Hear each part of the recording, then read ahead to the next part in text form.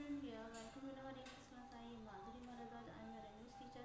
Today we will continue our lesson number 3, discovering the Reha continues. के आगे हम पढ़ेंगे कि क्या होता है उसकी टर्म के साथ में. In his defense, the Carter really had a little choice.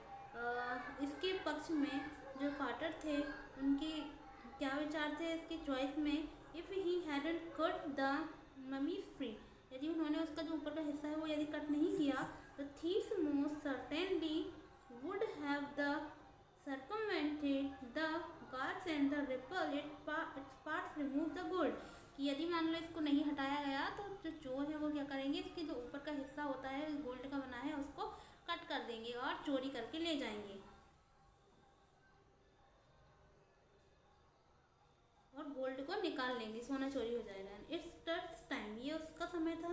The royal were the fabulously wealthy, मतलब ये सोचो उस समय की बात है, वो कितना वेल्दी रहा होगा जो कि सोने का उसके पास ही है. एंड दे थॉट, उसने सोचा, और होप, उसने आशा की, they could be take their the riches with them for a journey to the great beyond, मतलब उसकी जो यात्रा रही होगी वो परे रही होगी सब चीज़ों से. किंग टट was the lavished with glittering goods, मतलब उसको इतने सारे सामानों से नवाजा गया. एंड प्रीशियस कॉलर्स, और कितने प्रीशियस कॉलर्स रहे होंगे. इनलेट द नेकलेस, हार जो था उसके पास में, ब्रेसलेट थे, रिंग्स थी और आमलेट थे. And the ceremonial apron, apron जो होता है कोट जैसा होता है जैसे पहनते हैं, तो वो राजाओं का, जो राजा महाराजाओं का कोट होता है ना, देखो वो कितना साइन करता है, वो उसके पास में था. एंड द सैंडल्स, सैंडल्स भी इसके साथ में थे. In the seat for his finger, और जो फिंगर थी फिंगरों के लिए भी था. टोस, अंगूठों में भी पहनने वाला कुछ था. एंड द आइकॉनिक इनर कफिन, और उसका जो इनर कफिन था, और मास्क भी था. All of the pure gold, ये सारी चीज़ें जो अभी नाम ली ये सब सोने की बनी हुई थी. To separate the touch from his adornment, Carter's man remove the mummy's head, जो कार्टर्स मैन थे उन्होंने इसका जो हेड था उसको रिमूव किया.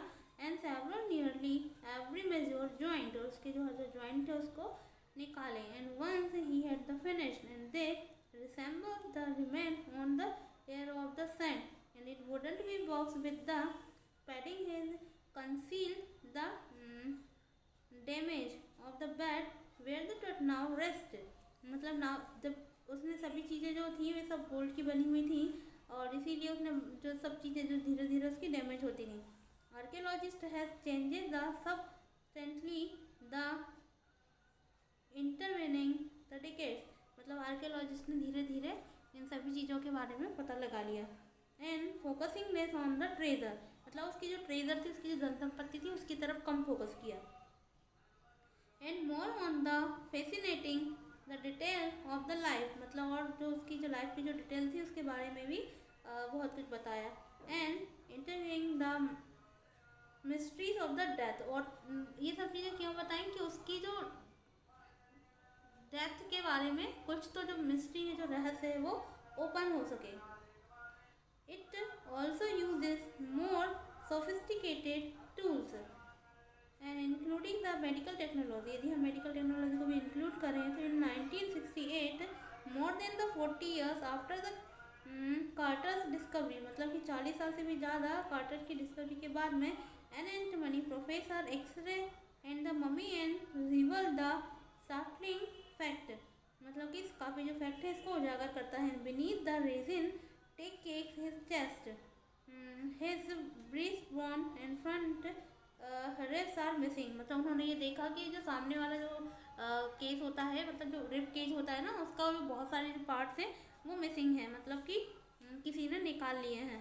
टुडे द डायग्नोस्टिक इमेजिंग, उसका डायग्नोसिस किया गया, इमेज किया गया. Can be done with the complete tomography और the CT by the which 100 of the x-rays in cross the section, मतलब और जो जो भाग उसके गायब थे वहाँ के भी, और जो भाग थे उसके भी उन्होंने बहुत सारे एक्सरे लिए, डिफरेंट एंगल से लिए. And put together to like the slice and create a 3 dimensional virtual body, और उसकी बॉडी का जो 3 डायमेंशनल वर्चुअल पिक्चर था वो लिया, right. What would be the CT scan, और सिटी स्कैन ने और क्या क्या रिवील किया, of the truths then the X-ray, और एक्सरे ने क्या एक्सप्लेन किया, and couldn't it the answer, परंतु इसका आंसर नहीं दे पाया। Two of the biggest question, दो क्वेश्चन बहुत बड़े बड़े थे। Still the reading about him, how did he die, कैसे वो मरा होगा, and how old was he, और कितनी उम्र का था वो at the time of his death, उसकी मतलब उसकी जब डेथ हुई थी तब वो कितने साल का रहा होगा, और उसकी जब डेथ हुई थी और वो मरा कैसे। ये दो बड़े क्वेश्चन थे